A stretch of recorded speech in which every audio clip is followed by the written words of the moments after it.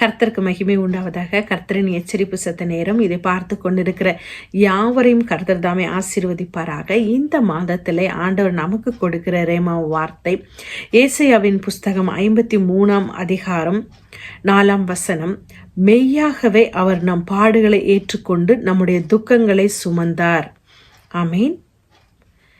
என் மீது அன்பு கூர்ந்து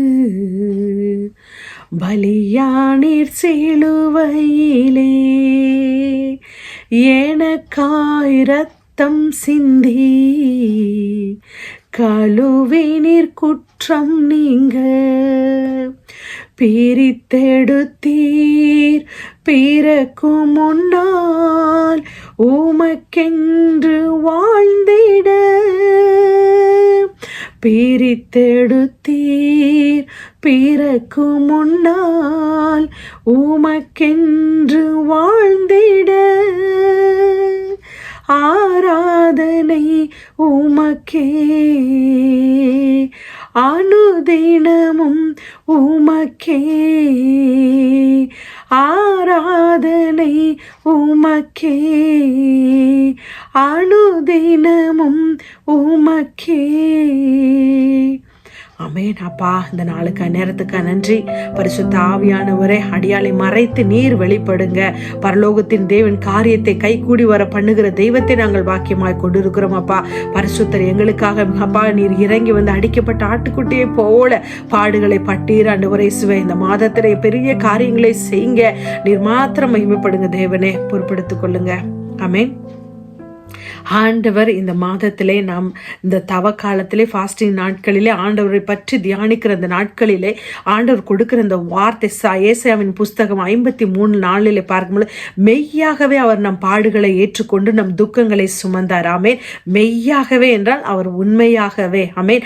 அவர் பரலோகத்தை விட்டு அப்பேற்பட்ட தேவன் இந்த பூமிக்கு வந்து அடிக்கப்பட்ட ஆட்டை போல நம்முடைய பாவங்களுக்காக, மீறுதலுக்காக, அக்கிரமங்களுக்காக, நம்மளுடைய துணிகரங்களுக்காக ஆண்டவர் நொறுக்கப்பட்டார்.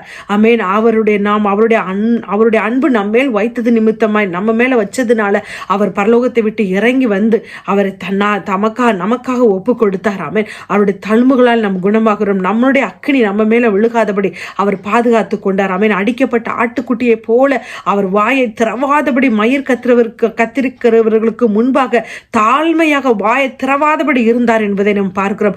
அதே போலதான் என்னுடைய வாழ்க்கையிலும் உங்களுடைய வாழ்க்கையிலும் சத்துரு கொண்டு வருகிற எல்லா போராட்டங்களிலும் சோதனைகளிலும் எல்லாத்தையும் ஜெயிக்கக்கூடிய வல்லமையை நமக்கு தந்திருக்கிறார். அவர் எப்படி வாயை திறவாததை போல அவர் இருந்தாரோ, அதே போல நாமும் நம்முடைய சித்தத்தை செய்து முடிக்கும் வரையிலும் அவர் எப்படி அவருடைய சித்தத்தை செய்து முடித்தாரோ, அதே போல் நாமும் நம்முடைய வாழ்க்கையில அவருடைய சித்தத்தை செய்து முடிக்கும் வரையிலும் சத்துருவின் எத்தனை போராட்டங்கள் இருந்தாலும், நிந்தைகள் இருந்தாலும், அவமானங்கள் நம்மளை கொண்டு வந்தாலும், நம்முடைய பெயர்களை கெடுத்தாலும், எல்லா விதத்திலும் நாம் யாருக்கு எந்த ஒரு பதிலை சொல்லாதபடி, நம் வாயை திறவாதபடி நாம் மூடிக்கொள்ள வேண்டுமாமே. நம்முடைய ஆண்டவர் நம்மளோடு இருக்கிறார் என்று நம்ம அமைதியாக போகும்போது நமக்காக யுத்தம் செய்து நம் காரியங்களை கைக்கூடி வர பண்ணுவார். ஆமென். நமக்காக யுத்தங்கள் செய்து நம்மளை வெற்றி ஜெயவேந்தராக இருந்து நம்மளை நடத்துவார். ஆமென். அதனால இந்த நாட்களில் எதை குறித்தும் கவலைப்படாதபடி நாம் வாழ்வோம். ஆமென். இந்த உபவாச காலத்தில் இருக்கிறதுனால முஸ்லிமும் 40 நாள் 30 நாள் இருக்கிறாங்க, நம்ம கிறிஸ்தவர்களும் 40 நாள் இருக்கிறோம். இதை குறித்து நாம் தியானிக்கும் பொழுது, இந்த உபவாச காலங்கள் இருக்கும் பொழுது நான் ஆண்டவர்கிட்ட கேட்ட கேள்விக்கு, ஆண்டவரே, நம்மளுடைய முன்னோர்கள் இந்த நாட்களை முன் குறித்திருக்கிறார்கள், இந்த நாளில் 40 நாள் என்பதை குறித்திருக்கிறார்கள். அது எதற்காக? ஏன் இந்த இரு மதத்தினரும் ஒரே நேரத்தில் இருக்கிறோம்?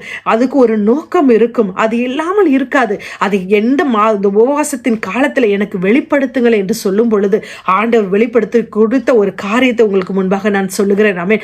மத்தேயு 24 நான் பார்க்கும் பொழுது 31 நாம் இருக்கும்போது, எக்கால சத்தம் தொனிக்கும் பொழுது தூதர்களை அனுப்புவாராம். அவர் தெரிந்து கொள்ளப்பட்டவர்களை 4 திசையும் இருந்தும் அவர்கள் கூட்டி சேர்ப்பாராம். ஆமென். அப்படி அவர் தெரிந்து கொள்ளப்பட்டவர்களை அவர் கூட்டி சேர்க்கிற தேவனா இருக்கிறார். அப்ப 32 ஒன்னு பார்க்கிறோம் பாருங்க. அத்திமரத்தில் ஒரு உவமையை கற்றுக்கொள்ளுங்கள், அதிலே இளங்கீழை தோன்றி துளிர்க்கும் போது வசந்த காலமும், அதாவது வசந்த காலம் சமீபமாக இருக்கிறது என்று அர்த்தம். ஆமென். அப்படியே இயேசுவானவரையும் எல்லாம் நீங்கள் காணும்போது, இந்த இலைகள் எல்லாம் அப்படியே இந்த இலைகளை எல்லாம் நீங்கள் காணும்போது அவர் சமீபமாய் வாசலருகே வந்திருக்கிறார் என்று அறியுங்கள். ஆமென். பாருங்க, இந்த வசனத்துல 24 ஃபுல்லா நீங்க வாசிச்சு பார்த்தா தெரியும் எங்க வந்திருக்கிறாரா, நம் வாசல் அருகே வந்திருக்கிறாராம். ஆமென். நான் ஒவ்வொரு நாளும் பாத்திரத்தை விளக்கி கொண்டிருக்கும் பொழுது என்னோட கார்டன்ல நான் செக் இந்த மாதத்துல நான் பார்க்கும் பொழுது இந்த பிப்ரவரி மாதத்துல இங்க லண்டன்ல இலை 3 காலங்களையும் நம்ம அழகா பார்க்கலாம். அந்த இலையுதிர் காலத்தை பார்க்கலாம், வசந்த காலத்தை பார்க்கலாம். அப்ப அந்த பாத்திரத்தை விளக்கிட்டு இருக்கும் பொழுது இந்த பிப்ரவரி மிடில் நான் பார்க்கும் பொழுது அந்த எங்களோட இருக்கிற அந்த பிளம்ஸ் ட்ரீல சின்ன துளி, அதாவது அந்த இளங்கீழே துளிர் தோன்றும் பொழுது அதுல இருந்த காலையில இருந்த அந்த பனியெல்லாம் இருக்கும் பொழுது அந்த வெயில் பட்ட பொழுது நான் பார்க்கும் பொழுது அவ்வளோ அழகா தெரிஞ்சது, முத்து முத்தா தெரிஞ்சது. அப்ப நான் அதை பார்த்து ரசிச்சுட்டே நான் பாத்திரத்தை விளக்கிட்டு இருந்தேன். அப்ப கூட ஆண்டவர்கிட்ட ஒண்ணு கேட்டேன், ஆண்டவரே இது இப்ப பாருங்க துளித்திட்டு இருக்குன்னு அதை நினைவு கூர்ந்தேன். அப்ப அதை ஆண்டவர் எனக்கு நினைவு கூர்ந்தார். ஆமென். அப்ப இந்த பிப்ரவரி எண்டுல இருந்து இந்த மார்ச் ஏப்ரல்ல தான் அந்த வசந்த காலத்தை நம்ம பார்க்கிறோம். ஆண்டவர் வருகிற காலம் எது சொல்லியிருக்கிறாருன்னா யாருக்குமே தெரியாது. ஆனா ஒரு உவமையை சொல்லியிருக்கிறாரு. அதாவது அவர் வரும் காலம் எப்படி இருக்குமா, அந்த துளிரை போல இருக்குமா. அந்த எப்பொழுது அது அத்தி மரத்துல இருக்கிற அந்த துளிர் தோன்றும் பொழுதுன்னு ஆண்டவர் சொல்லியிருக்கிறார். அந்த வசந்த காலம்னு ஆண்டவர் சொல்லியிருக்கிறார். அப்ப பாருங்க, அந்த காலம் இந்த மார்ச் ஏப்ரல் இதுதான். ஆமென்.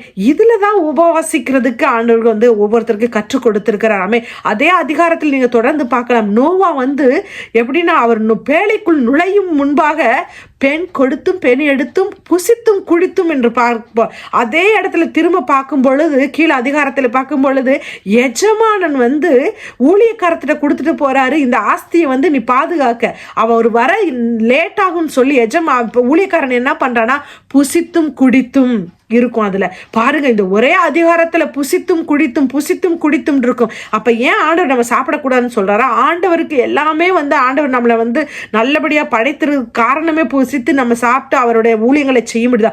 ஆனா இந்த இடத்துல ஏன் ஆண்டவர் இதை மென்ஷன் பண்ணிருக்காரு, புசித்தும் குடித்தும்னப்ப அப்ப அந்த இடத்துல ஒரு மீன் பண்ணிருக்கிறாரு. அதனாலதான் அந்த மாதத்துல நம்ம இந்த வசந்த காலங்கள்ல நம்ம இந்த கடைப்பட்ட காலத்துல ஆண்டவருடைய நோக்கம், அவருடைய வருகை அதிகமா இந்த எந்த நாள்ல வேணாலும் எந்த வருஷத்துல வேணாலும் இந்த நாட்கள்ல இருக்குன்ற ஒரு இதுல இதெல்லாம் ஆண்டவர் வைத்திருக்கலாம் என்று நான் இந்த வெளிப்பாடுகளை எனக்கு கொடுத்ததற்கான உங்களுக்கு சொல்லுகிறேன்.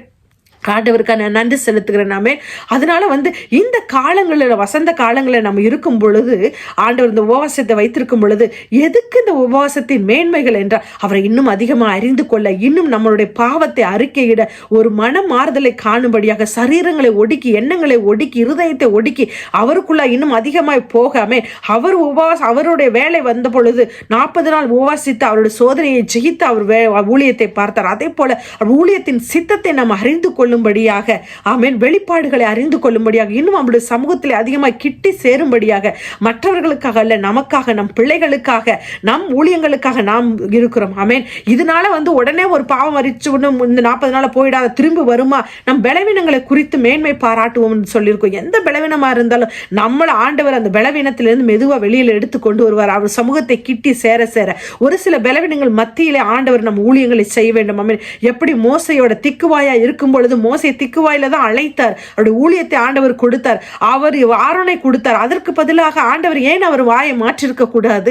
ஆனால் அதே பலவீனத்தில் இருந்து ஆண்டவர் அவரை ஊழியத்தில் எடுத்து பயன்படுத்தினார். அதே போலதான் ஒரு சில பலவீனங்கள் நம்ம ஜெபித்தாலும் போகாது, ஆனால் ஒரு சில பலவீனங்கள் நம்ம சோதனையை ஜெயிக்க ஆண்டவர் பலன் கொடுப்பார். தொடர்ந்து அவர் சமூகத்தை சேர சேர அந்த பலவீனங்கள் நம்ம விட்டு போகும். ஆமென். மரணம் இருக்கும் வரையிலும் அந்த பலவீனங்கள் நமக்கு வரும், பாடுகள் வரும், நிந்தைகள் வரும். அதை தாண்டி தான் நம்ம ஊழியத்தின் பாதையில போக வேண்டும். ஆமென். அது 2 கொரிந்தியர்ல 6 பார்க்கும் பொழுது பவுல் சொல்றாரு, நம் பொறுமையோடும் உபவாசத்தோடும் நெருக்கத்திலும் இடுக்கணிலும் அடிகளிலும் சவால்களிலும் காலங்களிலும் பிரச்சனைகளிலும் உத்தரத்திலும் அற்பத்திலும் அறிவிலும் நீடிய சாந்தத்திலும், ஆமென், பரிசுத்தத்திலும் தயவிலும் சத்திய வசனத்திலும் நாம் நிலைத்திருக்கும்படியாக ஆண்டவருக்கு நாம் அழைக்கப்பட்டிருக்கிறோம். ஆமென். நான் எப்படி சொல்றாருன்னா, நான் கனவினன் இருந்தாலும் கனவான் என்று சொல்லுகிறார். அதாவது துர்க்கிரிகையிலும் நற்கிரிகையிலும் நாம் நிற்கிறோம் என்பதை சொல்லுகிறார். அறியப்படாத மற்றவர்களுக்கு அறியப்படாதவர்களைப் போல இருப்போம், ஆனால் ஆண்டவருக்கு முன்ன அறியப்பட்டவர்களா இருக்கிறோம். துக்கம் நிறைந்தவர்களைப் போல காணப்படுவாமல் எந்தவித துக்கம் இல்லாத நம்ம எல்லா நேரத்திலும் சமாதானமா இருக்கிறோம் என்று ஆண்டவர் சொல்லுகிறார். ஆமென்.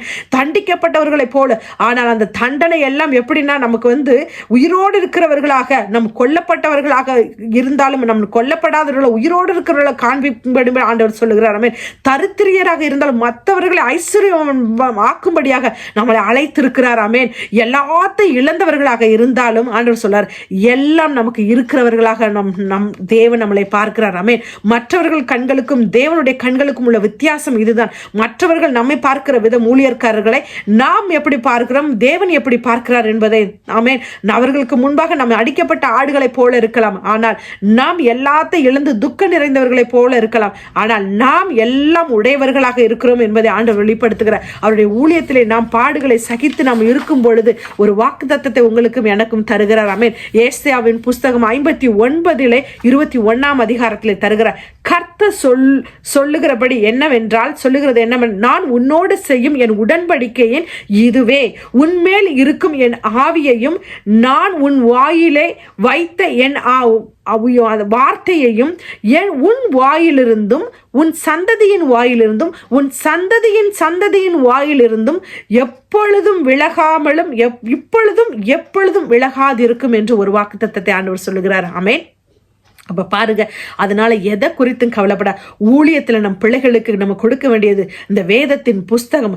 கர்த்தாதி தேவனை இந்த நாளில் உயிரோடு இருக்கிற காண்பிக்கிற ஒரு வேதத்தின் புஸ்தகம் இந்த புத்தகம். ஆமென். வேதாகமம். இந்த வேதாகத்தை நம் பிள்ளைகளுக்கு கொடுக்கும் பொழுது அந்த வேதாகம் பிள்ளைகளை சுமக்கும், நம்மை சுமக்கும். ஆமென். அறியாத இடத்துல நம்ம அறிய வைக்கும்படியாக ஆண்டவர் கொண்டுவார், தெரியாத இடத்துல நம்மளை தெரியப்படுத்துவார். ஆமென். அவருடைய ஊழியத்துக்காக அவருக்காக பாடுகளை துக்கங்களை நிறையும் பொழுது அந்த பாடுகளையும் துக்கத்தையும் அவர் சுமந்து கொண்டதுனால நம் சுமைகளை அவர்கிட்ட இறக்கி வைத்துட்டு அவருடைய சுமையை நாம் எடுத்துக்கொண்டு சுமக்கும் பொழுது ஆண்டவர் நம்மளோடு வருகிற தேவனாய் இருக்கிறார், நமக்கு வெற்றியை கொடுக்கிற தேவனாய் இருக்கிறார். அவன் சந்ததியாக நம்மளை ஆசீர்வதிக்கிறவராய் இருக்கிறார். அந்த பாடுகள் பாதை தான் ஜீவ பாதையாக பரலோகத்துக்கு சேர்க்கும் பாதை என்பதை நமக்கு கற்றுக் கொடுக்கிறார். ஆமென். அதனால எதை குறித்து கவலைப்பட, அவருக்குள்ள நாம் நிலைத்திருப்போம், கனி கொடுப்போம், அவருக்காக வாழுவோம், வைராக்கியம் பாராட்டுவோம். ஆமென். கர்த்தர் தாமே இந்த வார்த்தையை ஆசீர்வதிப்பாராக. God bless you.